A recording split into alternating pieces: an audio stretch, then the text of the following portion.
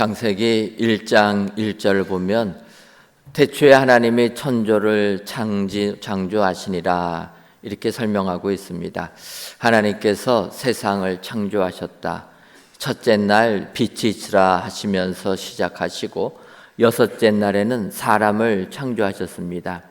그리고 제7째 날에는 안식을 하셨다 이렇게 얘기합니다. 바꿔 말하면 안식의 시작은 하나님이다. 천지를 창조하실 때부터 하나님은 안식하셨다 그렇게 말씀하고 있습니다. 그래서 이 안식을 의미하는 히브리어 샤바트는 그치다, 중지하다, 쉬다 그런 의미가 있습니다. 말 그대로 안식한다라는 것은 내가 하던 일을 멈추고 쉬는 것, 이것을 안식이라 이야기를 합니다. 하지만 우리가 세상을 살다 보면 이렇게 편히 쉴 수만 없는 것이 우리들이 사는 이 세상의 현실이라는 것을 알 수가 있습니다. 여러분, 우리가 아는 대로 우리 주변에 24시간 편의점이 있습니다. 말 그대로 24시간 편의점 아닙니까? 우리가 필요할 때 아무 때 나가서 물건을 사기 때문에 편하지만 그 편의점을 운영하는 점주 입장에서 보면 그분들은 한 시간도 쉬지 못한다라는 겁니다. 알바생 고용해서 시간을 나누긴 나누지만 가게를 운영하는 운영자 입장에서는 가게가 24시간 열려있기 때문에 24시간 긴장하면서 살 수 없는 것, 한 시간도 안식을 얻을 수 없는 게 편의점이라는 것입니다. 또 우리가 주변에 식당들을 가서 밥을 먹는데 식당들을 보게 되면은 연중 무휴로 하는 이런 식당들도 많이 있습니다. 여러분, 식당 일이 얼마나 힘들고 고됩니까? 그런데 하루도 안 쉬는 겁니다. 그럴 때 이들이 얼마나 힘들겠습니까?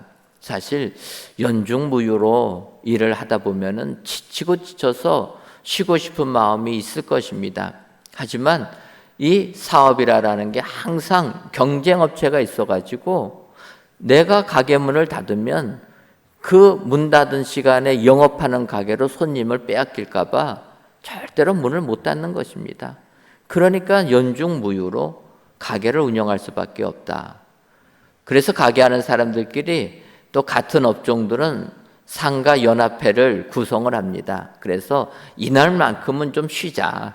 우리가 같은 업종이 쉬면은 손님을 빼앗길 일도 없으니까 되지 않겠냐 해가지고 조직해서 쉬려고 해도 의견이 다 다른다는 겁니다. 그러다 보니까 쉬지를 못합니다. 어찌 보면 이러한 세상은 우리를 쉬지 못하게 하는데 생각해 보면은 지금은 우리나라적으로 휴가철입니다. 쉼을 없는 기간입니다.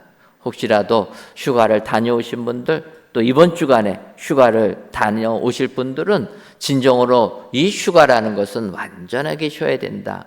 편안한 쉼을 얻으시는 여러분 되시기를 바랍니다. 코로나19를 지나다 보니까 이 쉬는 게 또 쉬는 것 같지도 않습니다. 직장으로 출근하지 말고 재택근무하라. 그렇게 하다 보니까 사실 집은 우리가 쉬는 곳인데 그곳에서도 일을 하니까 이제는 집에 있어도 쉬는 게 아닙니다. 스마트폰이 발전하다 보니까 SNS가 시도 때도 우리에게 문자를 주는 겁니다. 여러분 그러지 않습니까? 핸드폰 구입하면은 우리가 필수적으로 깔아야 되는 카톡 프로그램이 있습니다. 걔는 문자 올 때마다 카톡 거립니다. 얼마나 시끄러운지. 근데 이 카톡이 24시간 내에 울린다라는 게 문제라는 거예요. 어떤 분들은 그거를 무음으로 할지 몰라가지고 한 잔도 못 주무시는 분들이 계십니다. 카톡을 보면은요, 정말 세상에 그렇게 열심히 하는 사람들이 많구나 깨닫게 됩니다. 새벽부터 문자를 보내기 시작해가지고 그 다음날 새벽까지 문자 보냅니다. 왜 이렇게 아는 것도 많은지, 왜 이렇게 잡다한 지식도 많이 아는지 별로 중요하지도 않은데 그거 대단한 것처럼 그냥 새벽부터 밤 늦게까지 보낸다라는 겁니다. 그렇다고 해서 그거를 끊어버릴 수도 없지 않습니까? 카톡을 끊어버리면 나는 또 사람들하고의 인간관계 속에서 고립되지는 않을까 두렵다라는 거예요. 세상은 우리를 쉬게 놔두지 않습니다.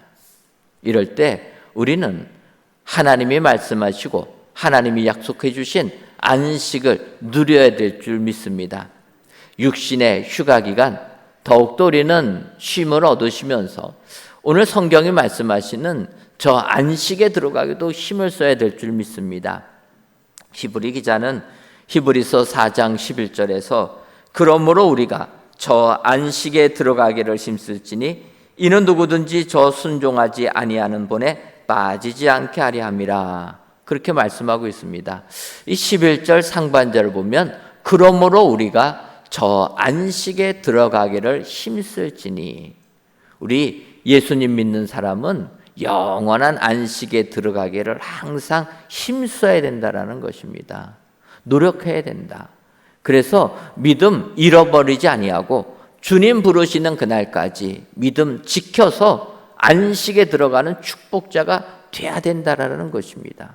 그렇다면 여러분, 왜 성경은 저렇게 저 안식에 들어가기를 힘쓰라 이야기합니까? 오늘 히브리 기자가 히브리서 4장 11절부터 13절에 말씀하는 내용 가지고 우리가 저 안식에 들어가기를 힘써야 될 줄 믿습니다. 그렇다면 저 안식에 들어가기 위하여 힘쓸 때 우리는 어떻게 해야 됩니까? 첫째로 불순종의 본에 빠지지 말아야 합니다. 앞서 읽은 히브리서 4장 11절 하반절을 보면 이는 누구든지 저 순종하지 아니하는 본에 빠지지 않게 하려 함이라. 순종하지 아니하는 본에 빠지지 않아서 저 안식에 들어가기를 힘써야 된다. 세상 사람들은 모범이 되는 사람, 그런 사람을 본받으라고 권합니다. 그런데 히브리 기자는 반대로 불순종의 본에 빠지지 말아야 된다. 그러니까 불순종의 본이 되면 안 된다라는 것입니다. 그러고 보면 여러분, 성경에 이 불순종의 본을 보인 사람이 얼마나 많이 있습니까?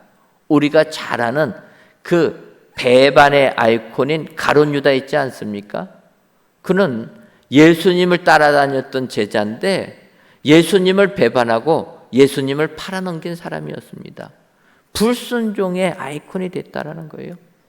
빌라도는 어떠합니까? 책임 모면하고, 하지만 그가 예수님을 십자가에 내주었기 때문에 주님이 돌아가시지 않았습니까? 사도신경이 고백되는 그 시간마다 본디오 빌라도는 말하고 있다라는 겁니다. 우리는 이러한 불순종의 아이콘이 되면 안 된다라는 것입니다. 그런데 이 히브리 기자가 그렇다면은 이 불순종의 본을 보인 사람이 누굴까 보게 되면은 이들은 출애굽한 이스라엘 백성이라는 것입니다. 히브리서 3장에 그렇게 히브리 기자가 설명을 하고 있다라는 거예요. 여러분 생각해 보십시오. 출애굽한 이스라엘 백성들 어떤 은혜를 받은 사람입니까? 노예의 삶을 살 때 하나님께서 그들을 출애굽시켜 주신 그 해방의 은혜를 받은 사람입니다. 애굽을 나올 때 홍해 바다가 가로막았을 때 하나님께서 그 홍해 바다를 가르셔서 마른 땅까지 건너게 하셨다. 그리고 그들을 잡으러 오는 애굽 군대들 다시 물을 막아가지고 다 몰살시키지 않았습니까? 그런 은혜를 받은 사람들이 이스라엘 백성이라는 겁니다. 이번에 저희가 조도 선교를 월요일부터 목요일까지 감당하고 다녀왔습니다. 저희가 조도 선교를 간다 이야기하고 조도라고 이야기하면 많은 사람들이 조도가 어디에 붙었는지 잘 알지를 못합니다. 그래서 제가 그렇게 설명합니다. 진도 다녀온다. 섬은 같은 섬 아닙니까? 진도는 요즘에 다리가 놓여가지고 육지처럼 저희가 섬인데도 들어가고, 이제 진도에서 진도항에서 배 타고 저희가 조도를 들어가는 겁니다. 그래서 이제 진도 다녀온다 하면 사람들이 진도는 워낙 유명해서 거기를 가는구나 이렇게 이해합니다. 근데 우리가 진도를 가보면요, 진도에 신비의 바닷길 이렇게 써 있는 곳이 있습니다. 바꿔 말하면 진도에서 그 옆에 어떤 섬을 가는데 그 섬은 1년에 음력 1월달과 2월달 사이에는 바다가 갈라져서 거기를 육지같이 다닌다라는 것입니다. 그 신비의 바닷길이라는 거예요. 한 폭이 40m 정도 벌어지고 길이가 한 2.5km 정도. 거기가 바닷물이 갈라져 가지고 1년에 한 번 정도는 그곳을 한 달 정도 거기를 다닌다라는 겁니다. 그래서 이 신비의 바닷가, 음력 1월부터 2월 사이 바닷길이 열리는 때는 수많은 관광객들이 거기를 간다라는 거예요. 그러니까 어떤 분들은 출애굽한 홍해 바다를 보면서 이런 거라 이야기합니다. 여러분, 그런 것 같았으면 성경에 기록도 안 돼 있습니다. 해마다 열리는데요. 1년에 한 번씩 열리는 게 뭐 특별한 겁니까? 이스라엘 백성들이 하나님의 은혜로 홍해 바다 건넜을 때는 지금 그들이 그 바다 앞에 섰을 때는 홍해 바다가 가로막혀졌다라는 거예요. 모세가 기도하니까 바닷물이 갈라졌고 이스라엘 백성들이 다 건너니까 다시 바닷물이 잠기게 되었다라는 겁니다. 이런 은혜를 내려주시니까 이스라엘 백성들이 하나님께 감사와 찬양과 영광을 돌렸다라는 겁니다. 모세의 누이 미리암을 비롯해서 여인들은 속옷치며 북치며 하나님께 감사 찬송을 올리게 됩니다. 근데 여러분, 이렇게 하나님께 감사했던 이스라엘 백성들이 홍해 바다를 건넌 후 3일 만에 수르 광야에 와가지고 하나님을 원망했다라는 거예요. 그 이유는 물이 없기 때문에 3일 동안 마실 물이 없으니까 그들이 하나님께 불평했다라는 것입니다. 3일 전에 홍해 바다가 갈라지는 은혜를 체험했음에도 불구하고 지금 당장 마실 물이 없으니까 받은 은혜 다 잊어버리고 하나님께 불평하고 원망했다라는 것입니다. 이때 하나님이 그들에게 물을 주십니다. 이제 그들이 물을 먹으니까 한 달 후에 그들 다시 하나님께 불명합니다. 신광야에서 불평하는 겁니다. 왜 불평하냐면 이번에는 먹을 양식이 없고 고기가 없다라는 거예요. 물 없다고 물 주시니까 이번에는 밥 없다고 고기 없다고 불평하는 겁니다. 하나님께서 그때 만나와 메추라기를 주십니다. 여러분, 이렇게 하나님의 은혜를 주시면 하나님의 말씀에 순종해야 되지 않습니까? 감사해야 되는데 이렇게 하나님의 은혜를 주셔도 그들은 감사할 줄 모른다는 거예요. 급기야 어떡합니까? 하나님께서 이스라엘 백성들 약속의 땅 가나안에 입성시켜 주겠다 약속하시고 지금 광야를 건너게 해서 가나안 땅을 정탐시킵니다. 12명의 정탐꾼을 40일 동안 가나안에 보내서 정탐하고 하는데 정탐꾼들이 돌아와서 그렇게 보고합니다.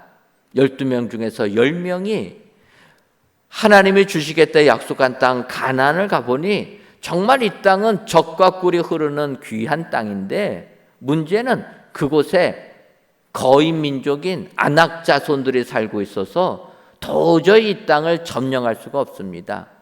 그들과 우리를 보면 우리는 마치 메뚜기 같습니다. 메뚜기 같은 우리가 어떻게 가나안 땅을 정복하겠습니까? 10명이 이렇게 보고를 한 것입니다. 그때 이스라엘 백성들 원망했다라는 거예요. 불순종했다라는 것입니다. 하나님께서 약속의 땅 가나안을 주겠다 약속하셨으면 그 약속을 믿고 순종해서 그 땅을 들어가야 되는데 세상적인 눈으로 보니까 그 나라 사람들 너무 강하다고 오히려 하나님을 원망하는 것입니다. 우리가 아는 대로 12명 중에서 2명 여호수아와 갈렙은 그렇게 하지 않습니다. 보니까 맞다. 그 가나안 땅에는 아낙 자손이라는 거인 민족이 살고 있어서 강력한데 하지만 하나님께서 우리와 함께 하시기 때문에 아낙 자손들은 우리의 밥이다. 하나님 말씀에 순종하고 가면 된다. 여호수아와 갈렙은 주장합니다. 하지만 이스라엘 백성들은 10명의 말을 따랐다라는 겁니다. 하나님의 말씀에 순종하기보다는 오히려 불평하고 원망하게 되었다. 불순종했다라는 것입니다. 우리가 저 안식에 들어가기를 힘쓰려면은 하나님의 말씀에 순종해야 될 줄 믿습니다. 하나님이 순종할 때 하나님께서 그 땅을 우리에게 주실 줄 믿습니다.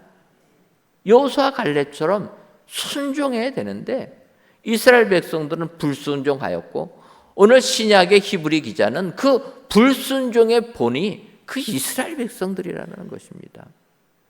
이들을 보면 우리들과 너무나 비슷하다, 그렇게 느끼게 됩니다. 여러분, 그렇지 않습니까? 우리는 주님이 말씀하셔도 그 말씀에 순종하는 게 어렵다라는 겁니다.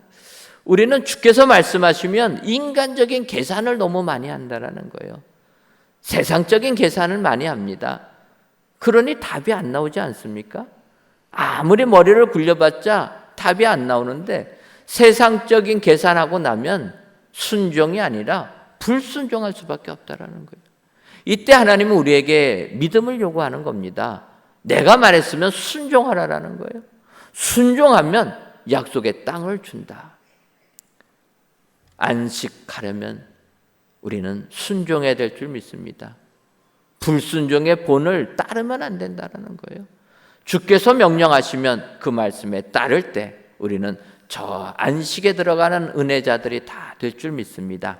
오늘 귀한 예배를 드리시는 저와 여러분들이 불순종의 본에 빠지지 말고 순종하셔서 저 안식에 들어가시는 은혜의 성도님들이 되시기를 주님의 이름으로 축원합니다. 다음으로 저 안식에 들어가기를 힘쓸지니 말씀하실 때는 마음의 생각과 뜻을 판단하심을 알아야 한다는 것입니다. 오늘 히브리서 4장 12절을 보면 하나님의 말씀은 살아있고 활력이 있어 좌우에 날선 어떤 검보다도 예리하여 혼과 영과 및 관절과 골수를 찔러 쪼개기까지 하며 또 마음의 생각과 뜻을 판단하나니, 이렇게 말씀하시고 계십니다. 하나님의 말씀은 사람의 마음의 생각과 뜻을 판단하신다. 하나님의 말씀은 살아있어서 혼과 영과 관절과 골수를 찔러 쪼개기까지 하고, 그래서 우리 속에 있는 마음의 생각과 뜻까지도 다 감찰하시고 판단하신다라는 것입니다. 그러니까 우리는 마음을 깨끗하게 해야 된다라는 거예요. 여기서 이 판단하다라는 것은 법적 용어로 쓰여지고 있습니다. 바꿔 말하면 판사가 모든 상황을 면밀히 살펴보고 판단하는 것처럼 그럴 때 쓰이는 단어라는 것입니다. 그렇지 않습니까? 재판하다 보면은 판사는 원고 측의 의견을 다 듣습니다. 또 피고 측의 의견을 다 듣습니다. 양쪽이 낸 자료들 다 살펴보고 판단해서 옳은 판결을 내린다라는 겁니다. 하나님께서는 우리 마음의 생각 뜻을 다 그렇게 살펴본다라는 거예요. 그리고 나서 판단하신다. 그렇기 때문에 하나님은 속일 수가 없다라는 거예요. 우리가 사는 이 세상은 참 속이고 속는 세상 아닙니까? 지금도 얼마나 우리를 속이는 사람들이 많이 있지 않습니까? 최근에 문제가 됐던 이 한순간에 휴지 조각이 되어버린 가상화폐 테라와 루나 사태가 있지 않습니까? 요즘에 젊은 사람들이 이 가상화폐에 많이 투자합니다. 이 가상화폐는 말 그대로 가상적인 것 아닙니까? 그런데 진짜 돈을 주고서 이 가상적인 돈을 산다라는 게 조금은 이해가 안 되는데, 청년들은 또 그렇게 얘기합니다. 청년들이 우리가 무슨 큰 돈이 있습니까? 집값도 너무 비싸고 우리가 할 수 있는 게 아무것도 없습니다.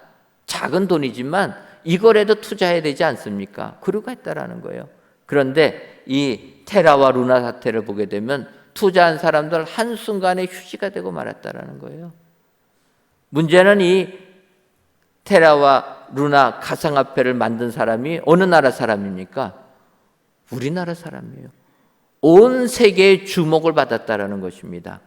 얼마나 창피한지. 세계의 주목을 받으려면 좀 좋은 일로 주목받아야 되는데 사기치는 일로 온 세계 사람들이 우리나라 사람을 주목했다라는 거예요. 이 사람은 이러다 보니까 우리나라 검찰에서도 뭐 조사하겠다 나서니까 그렇게 얘기합니다. 나는 절대로 사기친 게 아닙니다. 투자를 받은 것뿐입니다. 그렇게 얘기한다는 거예요. 투자라는 게 무엇입니까? 투자는 내가 손해볼 것을 인정하면서 돈을 주는 것 아닙니까? 그러니까 나는 투자를 받았기 때문에 투자받아서 만들어 놓은 이 화폐가 휴지조각 된 것에 대해서 나는 하등의 책임이 없다라는 거예요. 사기치지 않았다라는 것입니다. 단지 투자의 실패에서 손해를 본 것뿐이다. 그렇게 얘기한다라는 거예요. 여러분, 세상은 이렇게 우리를 속인다는 겁니다. 속이는 게 이 세상이라는 것입니다. 이런 세상에서 우리가 참된 안식을 얻을 수가 있겠습니까? 얻을 수가 없는 거예요. 한순간 방심하면 우리를 속이기 때문에. 그런데 오늘 성경은 이야기한다라는 거예요. 우리 하나님은 우리 마음의 생각과 뜻을 다 판단하시는 분이라. 세상은 속일지 몰라도 하나님은 못 속인다라는 것입니다. 우리가 이것을 명심해야 될 줄 믿습니다. 세상에 살다 보니까 세상 속이는 게 익숙해서 하나님도 속이실 줄 알고 속인다라는 거예요. 하나님은 우리 폐부 깊숙한 곡에 있는 것까지 다 아시는 분이라, 판단하시는 분이라는 거예요. 그 판단하시는 하나님을 믿고 믿음 생활할 때 우리는 저 안식에 들어가게 될 줄 믿습니다. 저 안식에 들어가기를 힘쓰는 자들은 하나님은 우리를 판단하실 분이라, 우리 마음속에 깊은 생각까지도 다 아시는 분이라, 그걸 판단하시는 분이라 여러분 기억하시고 하나님 앞에 거룩하고 깨끗한 삶을 사셔서 저 안식에 들어가기를 힘쓰시는 저와 여러분들 되시기를 주님의 이름으로 축원합니다. 마지막으로 저 안식에 들어가기를 힘써야 되는 이유는 우리를 결산받으시는 분임을 알아야 하기 때문이라 이렇게 얘기합니다. 오늘 본문 히브리서 4장 13절을 보면 지으신 것이 하나도 그 앞에 나타나지 않음이 없고 우리의 결산을 받으실 이의 눈앞에 만물이 벌거벗은 것 같이 드러나느니라. 이렇게 히브리 기자는 고백합니다. 하나님은 우리의 결산을 받으시는 분이라는 거예요. 그것을 아는 사람, 그래서 결산을 준비하면서 사는 사람이 저 안식에 들어가기를 힘쓰는 사람이라는 것입니다. 여기서 여러분 결산이라는 게 무엇입니까? 결산은 일정한 기간 동안에 수익과 지출을 마감하여 계산하는 것, 이것이 결산 아닙니까? 그래서 해마다 기업하는 분들은 그 기업들을 결산하는 겁니다. 올해 사업했는데 얼마나 이익이 남았는지, 얼마나 손해가 되었는지 결산한다라는 거예요. 이것은 우리 신앙인들도 마찬가지라는 것입니다. 하나님께서 우리 인생을 이 땅에 보내주셨을 때 이 인생 동안에 하나님의 결산대 앞에 설 것을 기억하고 결산을 대비하면서 살으라는 겁니다. 내가 이 땅에 왔다고 막 사는 게 아니라 하나님이 결산하신다는 거예요. 히브리서 9장 27절을 보면 한 번 죽는 것은 사람에게 정해진 것이요 그 후에는 심판이 있으리니 이렇게 얘기합니다. 모든 사람에게 심판이 있다라는 겁니다. 이 심판은 결국은 영생을 얻느냐 못 얻느냐의 심판인데 우리가 예수님 믿어서 영생을 얻는 사람들은 심판이라고 보지 말고 결산으로 봐야 된다는 거예요. 예수님 믿고 구원은 얻었는데 얼마나 많은 것을 남겼느냐, 결산대 앞에 선다라는 것입니다. 하나님이 결산할 때 남긴 것이 없고 하나님께 피해만 끼쳤으면 어떻게 되겠습니까?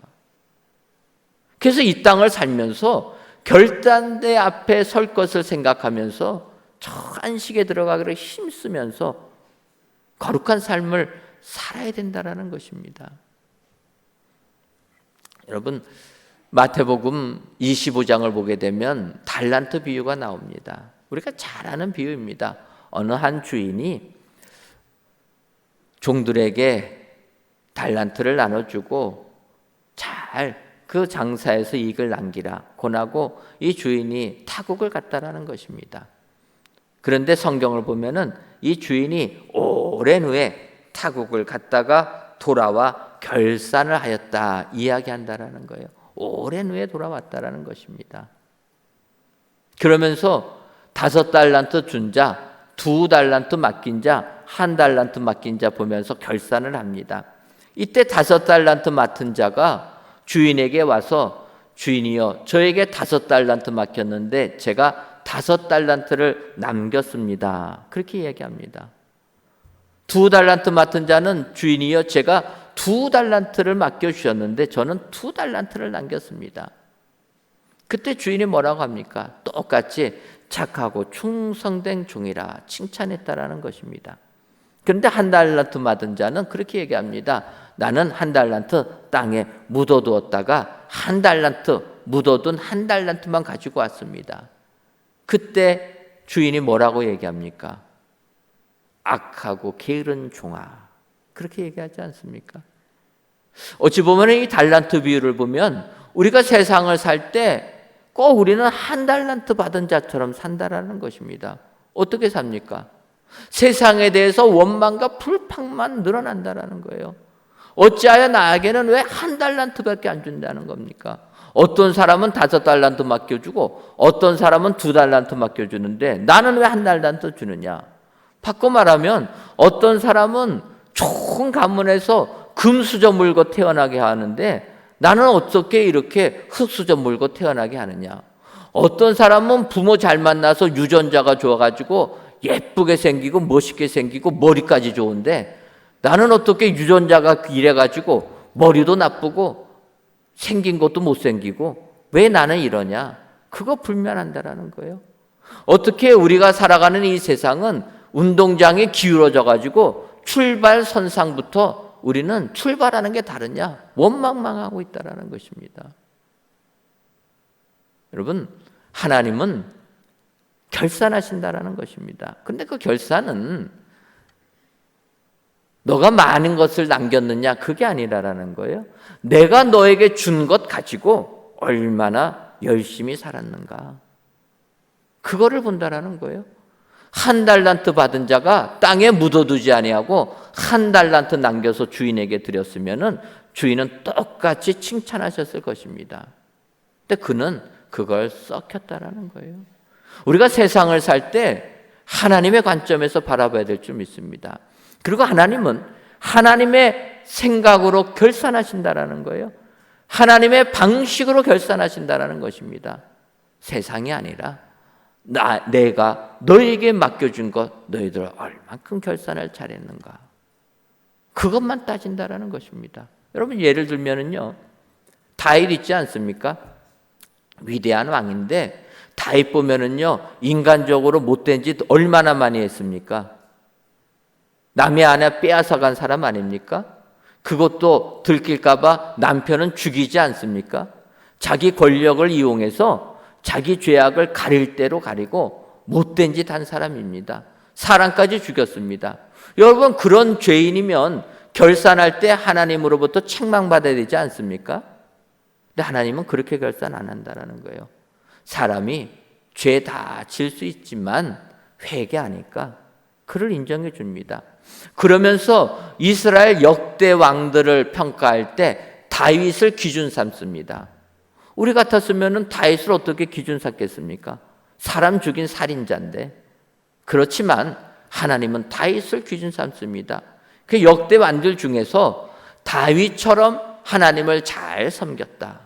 어떤 사람은 다윗과 같지 아니하고 하나님을 떠난 삶을 살았다. 이런 사람은 믿음 없는 삶이고 책망받는 삶이고, 다윗과 같이 하나님을 잘 섬긴 사람은 하나님이 인정해 주는 삶이라 다윗을 기준점 삼아 주었다라는 거예요. 여러분 이런 다윗을 보면 그는 인정받은 사람 아닙니까? 결산할 때 칭찬받았다라는 것입니다. 모세도 마찬가지입니다. 신명기서 34장을 보면 모세를 언급하면서 이렇게 얘기합니다. 모세가 죽었을 때 이후에는 모세와 같은 선지자가 일어나지 못했다. 그러면서 그는 하나님을 대면하여 하나님이 아시던 자였다. 모세를 이렇게 결산해 준다라는 겁니다. 모세가 죽음 다음에는 모세와 같은 선지자는 없었다라는 거예요. 하나님이 그렇게 방점을 찍어 주신다. 이것이 우리는 하나님의 결산대 앞에 설 것을 기억하고 오늘도 하루하루를 주의 말씀대로 깨끗하고 거룩한 삶을 살아야 될 줄 믿습니다. 그렇게 사는 것이 저 안식에 들어가기를 힘쓰는 사람이라. 여러분, 세상 안식도 우리에게 힘을 주지만 우리 예수 믿는 사람들이 바라보는 것은 영원한 안식, 하나님이 하늘나라에 주시는 그 안식을 바라보며 살아가는 것이 우리에게 제일 중요한 것이라 기억하시고 저 안식에 들어가기를 힘쓰시는 저와 여러분들이 다 되시기를 주님의 이름으로 축원합니다. 기도하겠습니다. 하나님, 많은 사람들이 휴가를 떠나는 이때 성전에서 또는 각 예배 처소에서 귀한 예배를 드리게 하시니 감사합니다. 이 예배를 기뻐 받아 주옵시고 모든 예배자들을 위해 하늘의 안식이 충만하게 하여 주옵소서. 이 시간 저 안식에 들어가기를 힘쓸지니라는 제목으로 은혜를 주시니 감사합니다. 바라기는 저 안식에 들어가기를 힘쓰기 위해 불순종의 본에 빠지지 말고 마음의 생각과 뜻을 판단하심도 알며 우리의 결산을 받으시는 분임도 알아 하나님께서 약속해 주신 영원한 안식을 누리는 저희 모두가 되게 하여 주옵소서. 예수님의 이름으로 기도하옵나이다. 아멘.